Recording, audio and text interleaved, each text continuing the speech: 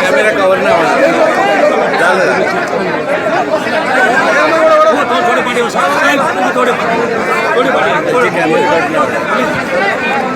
Virendra sir sir sir ओ sir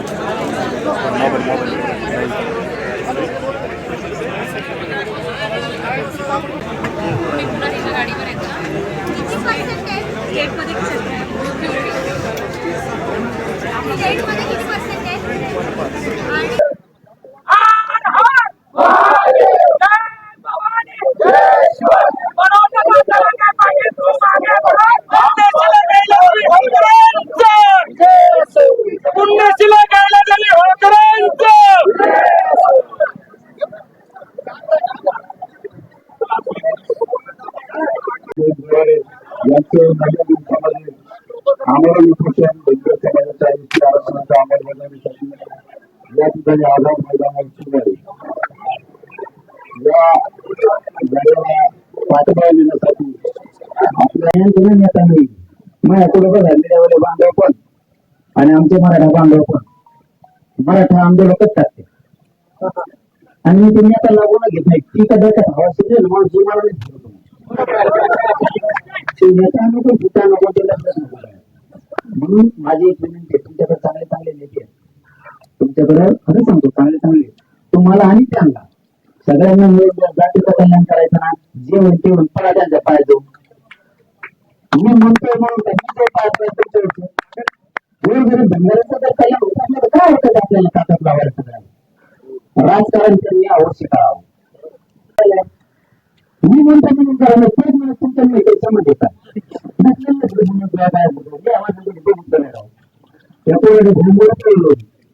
खरंच नाही बघितलं तरी फोन नाही काय त्या दिवशी मला माहित वाटलं ते उपोषणाला जायला परिस्थिती झाली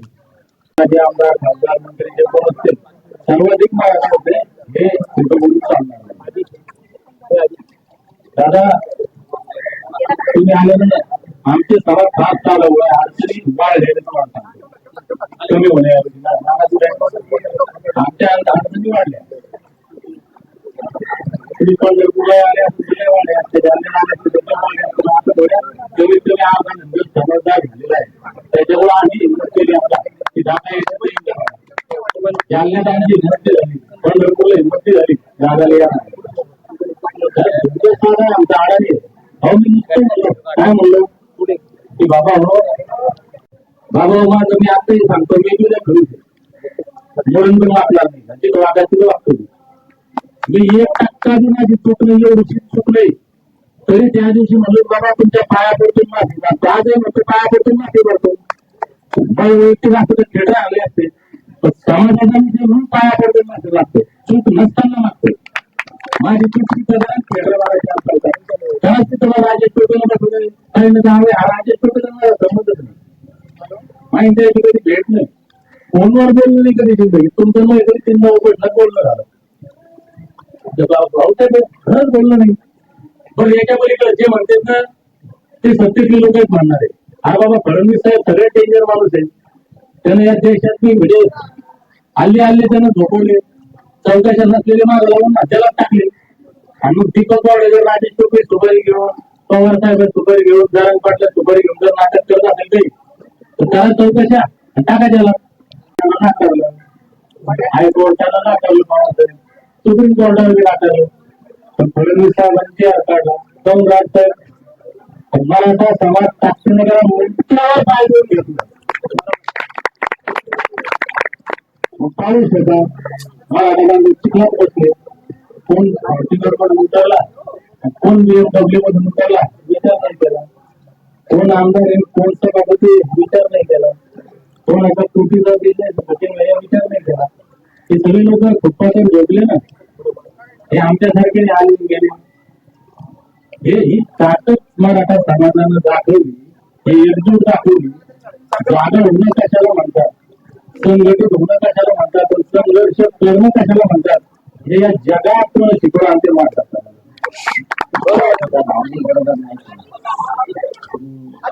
भावनेनं बोलता तुम्ही काही बोलणार परंतु दुःखाने जर जाणून घ्यायचे असेल तर तुम्हाला सत्य कुठून त्यावेळेस धनगर समाजाच्या चेतना खूप आहे म्हणून मी या आंदोलनाला पाठिंबा देण्यासाठी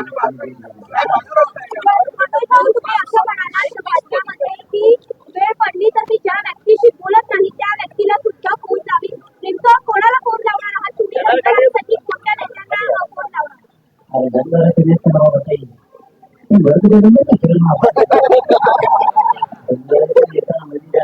यांना किती वर्ष लागतील काय वाटते ते? एकच दिवसात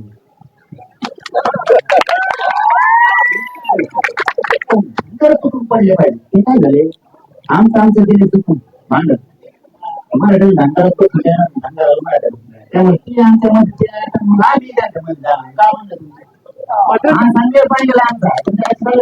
पण ज्या पद्धतीने तुम्ही म्हणजे मराठ्यांच्या माध्यमातून मुंबईचा चक्काजाम करण्यात आला होता, मुंबईचं सीएसटी परिसर संपूर्ण बंद झालं होतं, तेही असं नाही की एक आठवडा 2 आठवडे चांगला महिनाभर तुम्ही राहिला होता त्या ठिकाणी. परंतु जर उद्या हीच वेळ आली धनगरांवरती तर मराठा बांधव देखील त्याच प्रमाणामध्ये येणार आहेत का पुन्हा मुंबईमध्ये?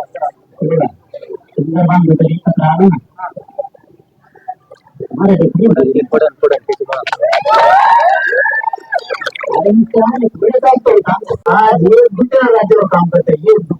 तशी मैदान धनगरांनी करावं. कोणीतरी यायचं तुमच्या वाजवून द्यायचा तुम्ही आम्हाला पाणी पाजायचं नाही आम्ही तुम्हाला पाणी द्यायचं नाही थोडं ते कोणाच्या तरी सांगावं आपल्या जमाची संपूर्ण आपण म्हणून सगळ्या धनगरांनी हे व्हावं. सलोख्याचं वातावरण तुमच्या लेकरायला आणि आता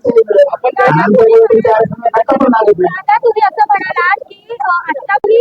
GR जो आहे तो पूर्णतः लागू झालेला नाहीये, अंमलबजावणी होत नाहीये. नेमकं काय म्हणणं होतं तुमचं?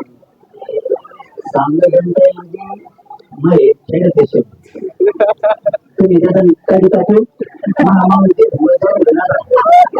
चांगलं आहे का आमचं बोलायचं चांगलं जमतं म्हणजे काय 5-6 महिन्यात मी त्याला काहीच बोललो नाही त्याचा अर्थ असा आहे पाहिजे 5-6 महिन्यात काय बोललो का नाही आधी असं होतं म्हणून आमचं 2-3 दिवस पण जातो ते सुरू केलं आपण लोकांचा आपला म्हणजे मध्ये नाही तर आम्ही सन्मान केला.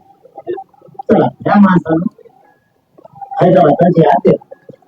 पश्चिम महाराष्ट्र सन्मान केला पाहिजे तसं बरं आहे. कधी मध्ये समजा आता बोलत नाही आणि जर धोका दिला त्यांच्या मागे पुन्हा साईडसाठी सुरू झाली म्हणून सांगताय आपण त्यांच्या मागे लागू मात्र फडणवीस उद्या धनगरांनी सगळ्यांनी इथे यायचंय. जर चक्काजाम झाला आणि न्यायालयीन प्रक्रिया सुटली तर पुढच्या वेळेला मराठा आंदोलनाच्या वेळेला न्यायालयात गेलो होतं खरं म्हणजे मी पहिले सांगितलं मी प्रचंड बोलायचं त्यांची मंडळी पावले मी खरं बोलणारा माणूस आहे. जालन्याचं जे आंदोलन झालं ना त्याच्यात 2 मिनिटं इतिहास सांगतो दादा. 2014 पासून या आंदोलनात